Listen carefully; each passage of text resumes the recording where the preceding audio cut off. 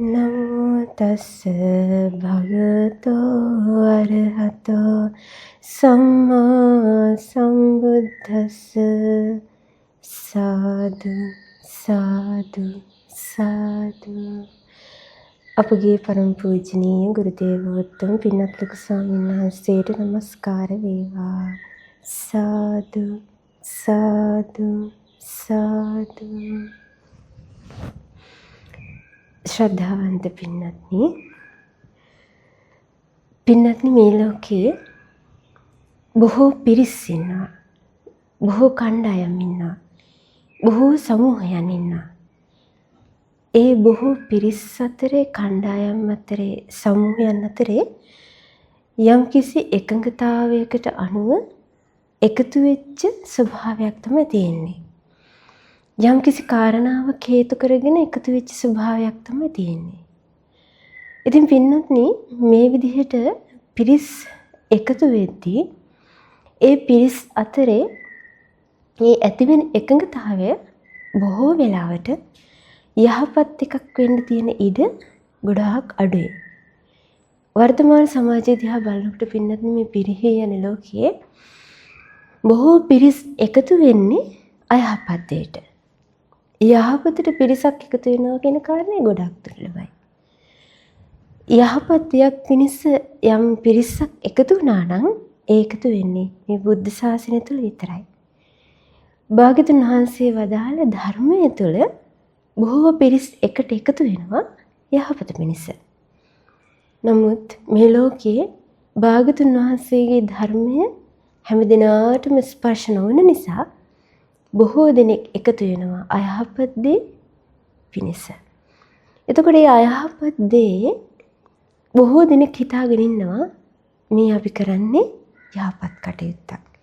මේ අපි කතා කරන වචන බොහෝ යහපත්. මේ අපි හිතන සිතිවිලි බොහෝ යහපත්. අපි මේ ක්‍රියා කරන විදිහ බොහොම යහපත් කියලා. නමුත් පින්නත්නි ඒ යහපත් සිතන ගොඩාක් දේවල් මේ ලෝකේ ඉන්න සියලු දෙනාට අයහපත පිණිස පවතින, දුක පිණිස පවතින, අසතුට, අසමගිය පිණිස පවතින හේතු වෙන දේවල්. එතකොට බොහෝ දෙනෙක් අයහපත පිණිස පවතින දේවල් කර කර යද්දි මේ ලෝකේ භාග්‍යවතුන් වහන්සේගේ ශ්‍රාවකයෝ බුදුරජාණන් වහන්සේ සරණ ගියපු භාග්‍යවතුන් වහන්සේගේ ධර්මය අනුගමනය කරන්නට කැමති වෙලා එකතු වෙච්ච ශ්‍රාවකයෝ භාග්‍යවතුන් වහන්සේගේ ධර්මයේ තුලින් යහපත කරනවා. අනිත් අයට සැපේ දන් දෙනවා. අනිත් අයට සැනසීම දන් දෙනවා. අන්න ඉබඳු පුද්ගලයන්ට තමයි පින්නත්නි මේ ලෝකේ යහපත්යයි සලකන යහපත් ඒ සම්මත දේවල් තමන්ගේ ජීවිතයට එකතු කරගන්න ලැබෙන්නේ. පින්නත් යන්නේ එකතු කරගන්න ලැබෙන යහපත් දෙයක් තමයි සිල්වත් බව කියලා කියන්නේ. අපි පුංචි කාලේ ඉඳලා සිල්පද සමාදන් වෙනවා. දැන් පුංචිම කාලේ පංචශීලයේ සමාදන් වෙනවා අපි පාසල් යනකොට. ඒ වගේම නොයෙකුත් උත්සවවලදී, නොයෙක් ආගමික උත්සවවලදී අපි පංචශීලයේ සමාදන් වෙනවා. නමුත් පින්නති සමාදන් වූ පමණින් අපි ඒ සිල්පද ආරක්ෂා කරනවාද කියන කාරණේ නැවත වරක් සිතා බැල යුතු දෙයක්. භාග්‍යවතුන් වහන්සේ මේ සිල්වත් බව කියන කාරණාව බොහෝ ඉහළින් අගය කරලා තියෙනවා. මොකද අපේ බෝසතාණන් වහන්සේ භාග්‍යවතුන් වහන්සේ සම්බුද්ධත්වයට පත් වෙන්න කලින් ගොඩාක් ජීවිතවල සීලය පාරමිතාවක් විදිහට සම්පූර්ණ කරපු උත්තමයන් වහන්සේ නම. එක ජීවිතයක අපේ බෝසතාණන් වහන්සේ එක්තරා රජ කෙනෙකුගේ පුරෝහිතෙක් කියලා හිටියා. මේ පුරෝහිතතුමා හරිම සිල්වත්. රජතුමාට හරිම හිතවත්. රජතුමාට ගොඩාක් උපකාර සහිතයි. රජතුමාගේ යහපත ගැන පමණයි සිතුවේ. එතකොට යහපත ගැන හිතපු පුරෝහිතතුමා රජතුමාට නිරන්තරයෙන් අවවාද කරනවා. පින්වත් රජතුමනි, සිල්වත් වෙලා ජීවත් වෙන එක තමයි මේ ලෝකේ ප්‍රශංසා ලබන්නේ.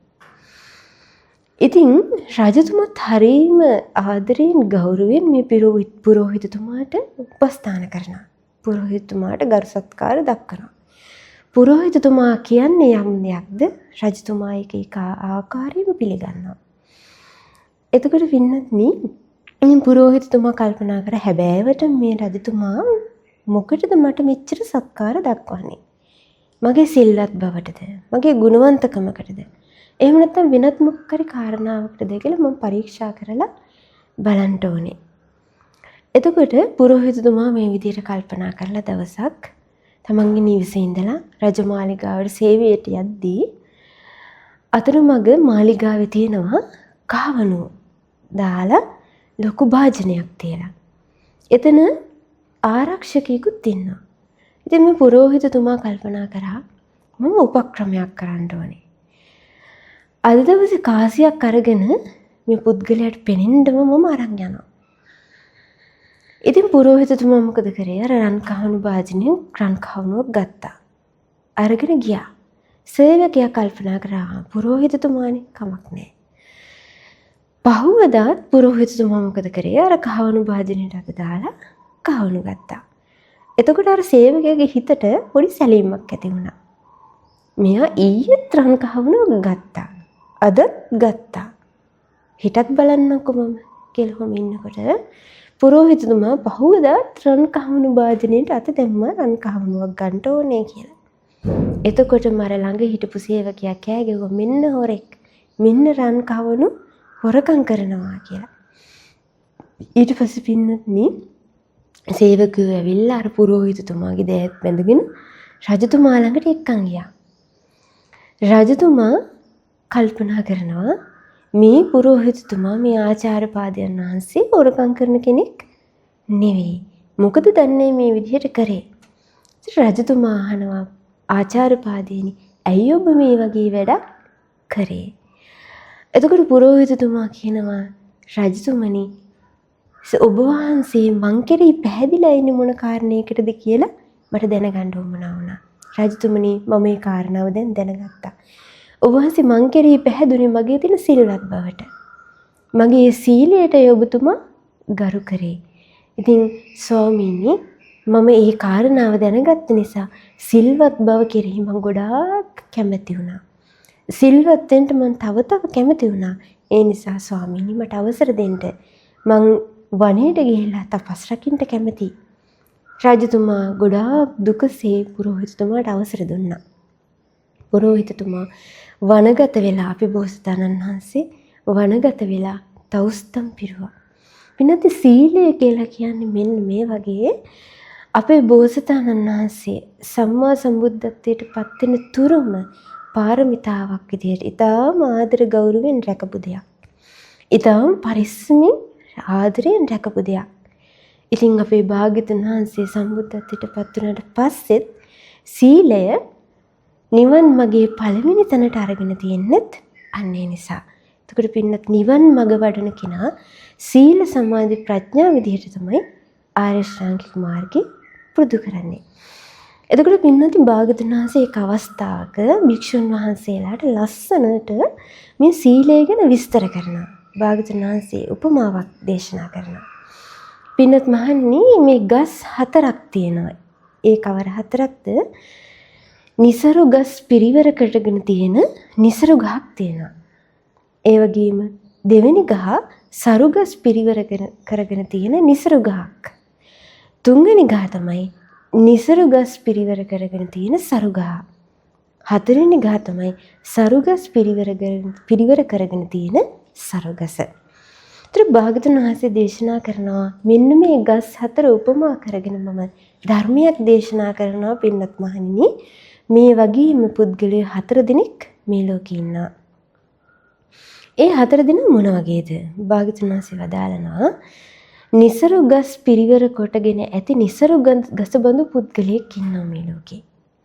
ඒ වගේම සරු ගස් පිරිවර කරගෙන ඇති නිසරු ගස බඳු පුද්ගලයෙකුත් මේ ලෝකේ ඉන්නවා. ඒ වගේම නිසරු ගස් පිරිවර කරගෙන සරු ගස් බඳු පුද්ගලයෙකුත් මේ ලෝකේ ඉන්නවා. සරුගස් පිරිවර කරගෙන ඇති සරුගස් බඳු පුද්ගලයෙකුත් මේ ලෝකේ ඉන්නවා. ඔන්න ඔය කියන පුද්ගලයෝ 4 දෙනා තමයි මේ ලෝකේ විද්‍යමාන වෙන්නේ කියලා භාග්‍යතුන් වහන්සේ වදාරනවා. වෙනත් භාග්‍යතුන් වහන්සේ මේ වගේ දහම් පරයයක් දේශනා කරලා අතරමඟ නතර වෙන්නේ නැහැ. භාග්‍යතුන් වහන්සේ ඊටාම සුන්දර විදිහට මේ කාරණා විස්තර කරනවා. පින්වත්නි භාග්‍යවතුන් වහන්සේ පළවෙනි පුද්ගලයා ගැන දේශනා කරනවා. භාග්‍යවතුන් වහන්සේ විස්තර කරනවා. එක පුද්ගලයෙක් ඉන්නවා. ඒ පුද්ගලයා ගොඩාක් දුස්සීලයි. එතකොට සීලය ගැන ඒ කෙනාගේ හිතේ පැහැදීම, ගෞරවයක්, සීලයක් ආරක්ෂා කරගන්න ඕන කියලා උවමනාවක් කිසිම වෙලාවක ඇති වෙන්නේ නැහැ. ඉතින් මේ පුද්ගලයා දුස්සීල පුද්ගලයන් එක්ක එකතු වෙලා ඉන්න, ඒගොල්ලොත් එක්ක කතා බහ කර කර ඉන්න, ඒ අයත් සමග කටයුතු කරන්න බොහොම කැමතියි. ඒතර මේ දුස්සීල පුද්ගලයා හැම තිස්සෙම යම් වචනයක් කතා කරොත් ඒ වචනේ කතා කරන්නේ සීලයට අනුග්‍රහ පිණිස නෙවෙයි. සීලය කැඩීම පිණිසයි. තමනුත් සීලය කඩ අනිත් අයගේ සිල්පද වලට හානි වෙන විදිහට, අනිත් අයගේ සිල්පද වලට හානියක් සිද්ධ වෙන විදිහට තමයි එයා කල්පනා කරන්නේ, කතා කරන්නේ, ක්‍රියා කරන්නේ. එතකොට පින්නත්නි මේ දුස්සීල පුද්ගලයා අනිත් අයව යොදවන්නේ දුස්සීල ප්‍රතිපදාවක. සිල්වත් ප්‍රතිපදාව කියා යෙදෙන්නේ නැහැ. අනිත් අය මේ ප්‍රතිපදාව යොදවන්නේත් නැහැ. එතකොට එයාට එකතු වෙන සියලු දෙනා හැම තිස්සෙම හිතන්නේ එක්ක කවුරු හරි කෙනෙකුට හිංසාවක් කරන්න. නැත්නම් සතෙකුට, ප්‍රාණියෙකුට හිංසාවක් කරන්න. එහෙම නැත්නම් තවත් කාගේ හරි දෙයක් පැහැර ගන්න. තවත් කාගේ හරි දෙයක් විනාශ කරන්න. එහෙම නැත්නම් තවත් කාගේ හරි ජීවිතයකට හානි කරන්න. තවත් කාගේ හරි පිරිසිදු බවකට හානි කරන්න. එහෙමත් නැත්නම් හැම තිස්සෙම බොරුව, කේලම, පරුස වචන, හිස් වචන මේ හැම දෙයක් මෙයාගේ ජීවිතේ හරියට එකට ඇලිච්ච, එකට බද්ධ වෙච්ච දෙයක් වගේ තියෙන්නේ. ඒ වගේම තමයි එයා හැම තිස්සෙම දුෂ්චරිතේම යෙදලා ඉන්නේ. ඒ කියන්නේ එයා හැම තිස්සෙම මත්පැන් මත්ද්‍රව්‍ය භාවිතයට හුරු වෙලා, නොයෙකුත් අපචාර ක්‍රියාවන්ට යෙදিলা ඔය දේවල් වලින් තමන්ගේ ජීවිතේ සතුට හොයනවා. තමන්ගේ ජීවිතේ සැපේ හොයනවා. තමන්ගේ ජීවිතේ සැනසීම හොයනවා. නමුත් පින්වත්නි, දුස්සීල පුද්ගලයෙක් මෙබඳු යහපතක් මට ලැබේවා කියලා කොච්චර පැතුවත් එයා දුස්සීලකමේ නම් ඉන්නේ. එයාට කවදාවත් යහපත සැපේ ලැබෙන්නේ නැහැ. භාග්‍යවතුන් වහන්සේ දේශනා කරනවා ඒකේ නාහරියට එයාගේ වටේ ඉන්න සියලු දෙනා එකතු කරගෙන දුස්සීලකමේම යෙදී ඉන්නේ හරියට නිසරු ගසක් තවත් නිසරු ගස් ගොඩාක් වට කරගෙන ඉන්නවා වගේ කියලා වදාළා. ඊළඟට භාග්‍යවතුන් වහන්සේ දෙවෙනි පුද්ගලයා ගැන දේශනා කරනවා. ඒ දෙවෙනි පුද්ගලයා තමයි සරු ගස් පිරිවරාගෙන ඉන්න නිසරු ගස වගේ කියලා. ඔන්න කෙනෙක් ඉන්නවා. මේ කෙනා බොහොම සිල්වත්. හොඳට තමන් සමාදන් වෙලා සිල්පද ටික රකින්නවා. ඒ වගේම මෙයා හරි කැමති පොයේ දවසට උපෝසත සීලය සමාදන් වෙන්න, ආජීව අෂ්ටමක සීලය සමාදන් වෙන්න, තව උසස් සිල්පද සමාදන් වෙන්න මෙයාගේ හිතේ කැමැත්තක් තියෙනවා. මෙයා ගොඩාක් උත්සාහ කරනවා සිල්වත් ජීවිතයක් ගත කරන්න. කිසිම කෙනෙකුට හිංසාවක් නැතුව, පීඩාවක් නැතුව අනිත් අයගේ සැපේ හිතලා, අනිත් අයගේ යහපත හිතලා මෙයා හරි කැමති තමන්ගේ ජීවිතේ සිල්වත්ව ගත කරන්න. නමුත් පින්නත්නි, එයාගේ වටේ ඉන්නව එයාට ගැලපෙන්නේ නැති. එයා කතා කරන වචන වලට කිසිම උපකාරයක් නැති. එයා කරන ක්‍රියාවලට කිසිම උපකාරයක් නැති. එයා සිතන සිතිවිලි වලට කිසිම උපකාරයක් නැති පිරිසක්. මේ පිරිස දුස්සීලයි. ඒගොල්ලෝ හැමතිස්සෙම හිතන්නේ තමන්ගේ මිත්‍රයාවත් අර දුස්සීලකමට ඇදලා ගන්න. නමුත් මේ පුද්ගලයා හරි කැමති සීලය රකින්න. අර යහළුවන්ගෙන් වෙන්න බැරිකමට, අර හිත මිත්‍රයන්ගෙන් වෙන්න බැරිකමට එයා දුක්ඛසේ සීලය රැකගෙන ඉන්නවා. දුක්ඛසේ සමය සිල්පදේ රකින්නේ. දුක්ඛසේ තමයි යාගේ ජීවිතේ සැපේ හොයන්නේ. භාග්‍යවතුන් වහන්සේ දේශනා කරනවා අන්න ඒ කෙනා හරියට නිසරුගස් පිරිවරාගෙන ඉන්න සරුගසක් වගේ කියනවා. එයාගේ ජීවිතේ කල්යාණ ධර්මයන් තියෙනවා. එයා කැමති කල්යාණ මිත්‍රයන් ඇසුරු කරන්න. එයා කැමති සිල්වත් උතුමන් ඇසුරු කරන්න. නමුත් එයාට බාධාවක් වෙනස පවතිනවා. එයාගේ වටේ ඉන්න දුස්සීල හිත මිත්‍රයෝ, නෑදෑ පිරිස, එයාගේ වටේ ඉන්නේ බඳු පිරිසක්. භාග්‍යවතුන් වහන්සේ වදාරනවා හරියට නිසරු ගස් ගොඩාක් පිරිවරාගෙන ඉන්න සරු ගසක් වගේ මෙයා හරිම අමාරුවෙන් තමයි ඉන්නේ කියනවා. සරු ගසක් වැඩෙන්නේ තවත් සරු ගස් ගොඩක් තියෙනකොටනේ. නිසරු ගස් ගොඩාක් තියෙනකොට අර සරු ගසේ තියෙන අගයත් නැති වෙලා යනවා. අන්න ඒ බඳුයි කියනවා. නිසරු ගස් පිරිවරාගෙන ඉන්න සරු ගසක් වගේ එයා දුස්සීලයන් පිරිවරාගෙන ඉන්නවා. දුස්සීලයන් මැද්දේ එයා කොච්චර සිල්වත් වෙලා හිටියත් එයාගේ කීර්තිරාවයක් පැතිරලා යන්නේ නැහැ. මොකද එයාගේ කීර්තිරාවේ පතුරවන්න ඉඩ දෙන්නේ නැහැ එයාගේ වටේ ඉන්න අය. ඉතින් පින්නත්නි භාග්‍යතුන් වහන්සේ වදාරනවා ඒ පුද්ගලයා තමන්ගේ ජීවිතයට යහපත සලසා ගන්නට කොච්චර උත්සාහ කරත් හරියට අර නිසරු ගස් වලින් සරු ගසට එන බලපෑම වගේ මේ පුද්ගලයාට සීලය තුලින් තමන්ගේ ජීවිතය යහපතට ගෙනියන්න ගොඩාක් අසීරුයි. ඊට පස්සේ භාග්‍යතුන් වහන්සේ දේශනා කරනවා පින්නත්නි තුන්වෙනි පුද්ගලයා. සරු ගස් පිරිවරාගෙන ඉන්න නිසරු ගස වගේ පුද්ගලයොත් මේ ලෝකේ ඉන්නවා කියලා භාග්‍යතුන් වහන්සේ දේශනා කරනවා. භාග්‍යතුන් වහන්සේ වදාරනවා කොහොමද නිසරු ගසක් සරු ගස් ගොඩාක් පිරිවරාගෙන ඉන්නේ? පින්නත්නි භාග්‍යතුන් වහන්සේ වදාරන පුද්ගලයෙක් ඉන්නවා. මේ පුද්ගලයා දුස්සීල ක්‍රියාවලින් යුක්තයි. පාප ධර්මයන්ගෙන් යුක්තයි. ඒ කෙනාගේ ජීවිතේ එයා කයින් ක්‍රියා කරනවා නම් ඒ හැමදේම දුස්සීලයි කියනවා. එයා වචනෙන් යම් දෙයක් කතා කරනවා නම් ඒක දුස්සීලයි කියනවා. ඒ වගේම එයා හිතින් යමක් හිතුවොත් ඒ හැමදේම දුස්සීලයි කියනවා. නමුත් භාග්‍යතුන් වහන්සේ දේශනා කරන එයාගේ වටේ ඉන්න පිරිස බොහොම සිල්වත් පිරිසක්. මේ පිරිසට උවමනාව තියෙනවා තමන්ගේ මිත්‍රයාව සීලයට එකතු කරගන්න. සීලය තුළ සමාදන් කරවන්න. නමුත් මෙයා ඒකට කැමතියක් ඉන්නේ නැහැ. මේ කෙනා හැමතිස්සෙම හිතනවා නෑ මම ජීවිතය යහපත් විදියට ගත කරනවා නම් මට අමුතුවෙන් සිල් සමාදන් වෙන්න දෙයක් නැහැ. මේ ලෝකේ ගොඩක් දෙනෙක් කියන කතාවක් ඒක. එයා සිල්පද ගෞරවයෙන් රකින්නවා නම් එයා හැමතිස්සෙම තමන්ගේ සීලය දිහා බල තමන්ගේ සිල්පද කැඩෙන්නේ කොයි වෙලාවෙද කියලා බල එයා සීලය පිරිසිදු කරගන්නවා නම් අන්න එයා තමයි සීලයට කැමති කෙනෙක් වෙන්නේ. ඒකට සිල්පද ගැන එයාට මන අවධානයක් තියෙනවා. සිල්පද කැඩෙනවද මගේ අතින්? අද දවසේ මං සිල්පද හොඳින් ආරක්ෂා කරගත්තද? මම කැමතිද උසස් සිල්පද රකින්න? මේ විදිහට එයා කල්පනා කරනවා. කල්පනා කරලා හැමතිස්සෙම උසස් සිල්පද ආරක්ෂා කරන්න හිතනවා. නමුත් පින්නත් නිසරු ගස වගේ පුද්ගලයෙක් ඉන්නවා. මේ පුද්ගලයා කිසිසේත්ම සිල්පද ගැන අවධානයක් නැහැ. වටේ ඉන්න අය හරියට සරු ගස් වගේ කියන. එයාලා ගොඩාක් සිල් රකින්නවා. එයාලා එකතු වෙලා උසස් සිල්පද ආරක්ෂා කරන්න කල්පනා කරනවා. උසස් සිල්පද රකින්නවා. නමුත් අර පුද්ගලයා ඒ අයට එකතු වෙන්නේ නැහැ සීලය රකින්න. අනිත් හැම කටයුත්තකම එකතු වීමක් තියෙනවා. නමුත් සිල් රකින්න යමු කියලා කල්පනා කරාට සීලය ආරක්ෂා කරගනිමු. පොය දවසට උසස් සීලය ආරක්ෂා කරගනිමු කියලා කොච්චර එකතු වෙන්න හැදුවත් අර පුද්ගලයා සිල්වත් අයට එකතු වෙන්නේ නැහැ. ඊළඟට භාග්‍යවතුන් වහන්සේ දේශනා කරන අවසාන පුද්ගලයා මේ කෙනා හරියට සරු ගස් පිරිවරාගෙන ඉන්න සරු ගසක් වගේ කියනවා. සරු ගහක් කියලා කියන්නේ ඉන්නත්නේ බොහෝ මල් පල ලබා දෙන බොහෝ දෙනෙකුට යහපත සලසන දෙයක්. ඒ ගහින් ගොඩක් අයට ප්‍රයෝජන තියෙනවා. අන්න ඒ වගේ තමයි කියනවා. සිල්වත් කෙනාට බොහෝ දෙනෙක් කැමති. පින්නත්නේ ඔබ දන්නවා මගමානවක වෙලා ඉන්නකොට අපේ බෝසතාණන් වහන්සේ සීලය ආරක්ෂා කරා. සිල්පද දිවි දෙවෙනිකොට ආරක්ෂා කරා. මරණය පිණිපෙනේ ජීවිතේට සීලය තමන්ගේ ජීවිතින් ඈත් කරගත්තේ නැහැ. එතකොට භාග්‍යවතුන් වහන්සේ සීලය ගැන ඊතරම්ම දෙයක් වදාරන්නට හේතු වුණේ භාග්‍යවතුන් වහන්සේ දන්නවා සිල්වත් කෙනාට තමයි යහපත් විදිහට තමන්ගේ ජීවිතය ගත කරන්න ලැබෙන්නේ. සිල්වත් කෙනාට තමයි මේ ධර්මයේ පුරුදු කරගන්න ලැබෙන්නේ. දුසිල්වත් කුද්දලේ මේ ධර්මය අල්ලනවා කියන කාරණාව කවදාවත් සිද්ධ වෙන දෙයක් නෙවෙයි.